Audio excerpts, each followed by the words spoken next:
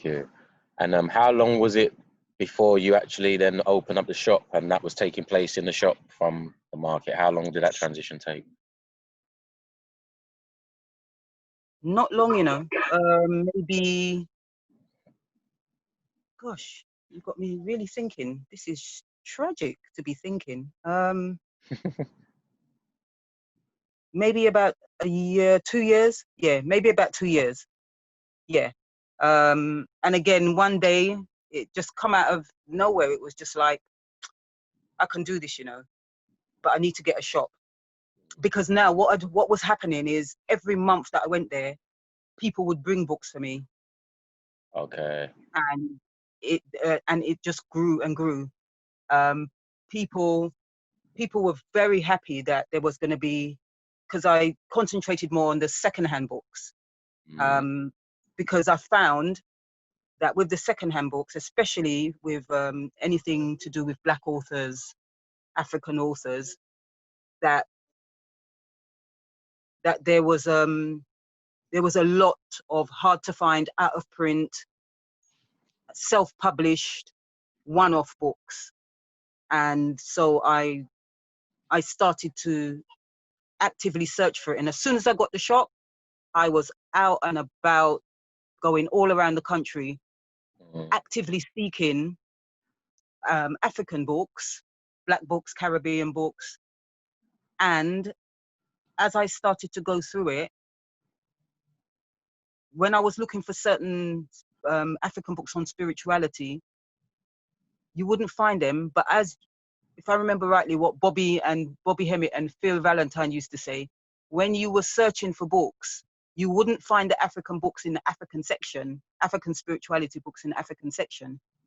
You would have to go to philosophy, science, and, you know, those kind of religion to find books on African spirituality. So as I was going along looking for the Black books, it opened up, literally opened up a path to also go into the metaphysics, spirituality part as well. You just used to have just basic books on spirituality, but as you were going along, as I was picking up the Black books, that's when the occult and the science and voodoo and all that came into it. Okay. It's kind of hard to explain. Yeah, and I gonna can't go even remember the moment when it happened. Just like everything else, it just happened. You just get that call in, and you just do as you're told. Yeah. No, I feel you. You know, I guess there's a lot of inspiration behind, you know, or that you gleaned through the books, through the people that you was around, that made you want to open a bookshop or, you know, take that step. And what stood out to me back in the days, you know, as someone who was observing a lot, because, you know, I used to go all around town to try and get my knowledge fix. So, you know, I'm East London based, but I knew this south, west, north, you know, like, you know, for your book, it was the same with me, like from your CDs as well. I travel, like, I'll go places to go and find my music.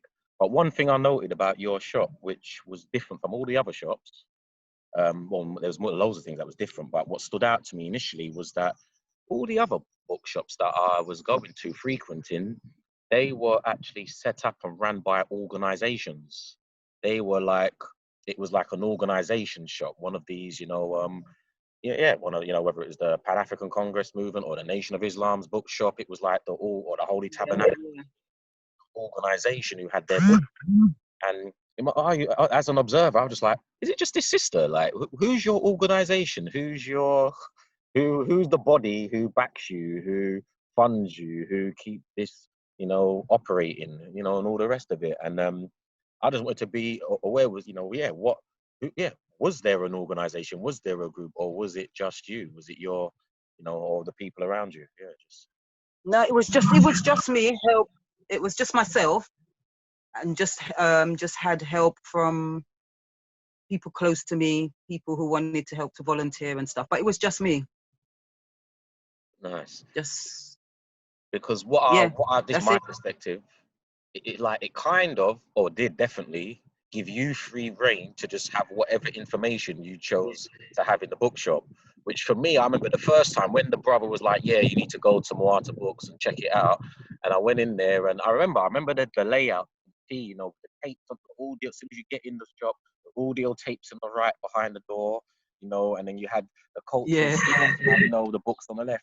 But I remember, if I'm correct, like ahead of me, straight ahead, when you would look, I'd see like cooking books, you know, like other things. And I was like, this isn't just a black bookshop. This isn't just this, you know, this hub like the above. You know, he kind of pitched it to me in a way where I was expecting to see a very similar shop, you know, with the same kind of content inside there. But your content breached the boundaries of what all the other bookshops were presenting, because they basically, their focus was primarily black history, black culture. But you went above and beyond that because you had other cultures. You know, you're dealing with other cultures, other history, you know, from all around the world. You had stuff on cooking, you know, stuff on poetry, you know, like that whole range. And then I'll never forget those audio tapes and looking there for the first time, seeing the titles, you know, and just like, what the hell is all of this about?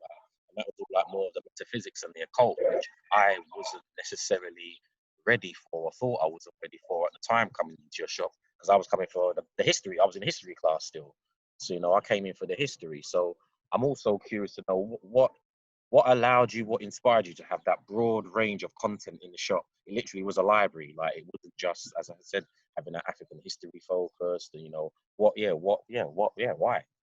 Why did you choose to go that route? Because I'd heard people like Dr. Ben,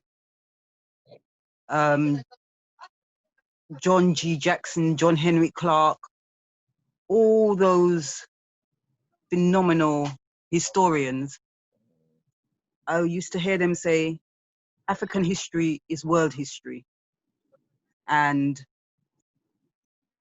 even with all the people that they read, when they'd written their books, when they were giving all the lectures and that, they would say to you, I read, for example, Gerald Massey. I read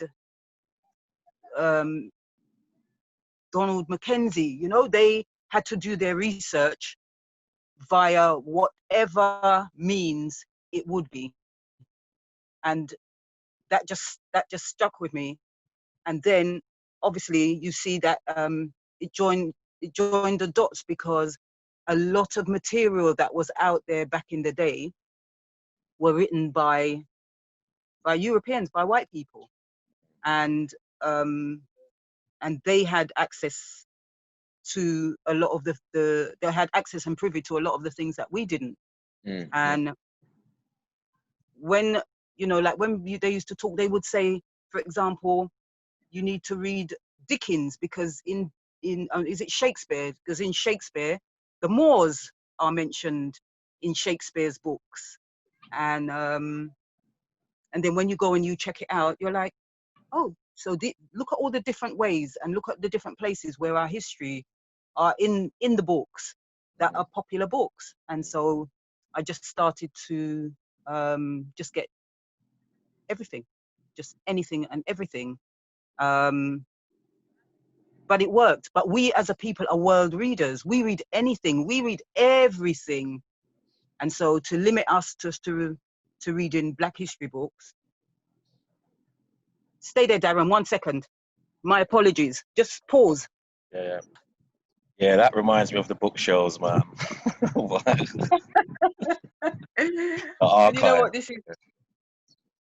And you know, all this lot there is, I think it's mainly mythology. What have we got then? Yeah. All this here is like mainly mythology, art,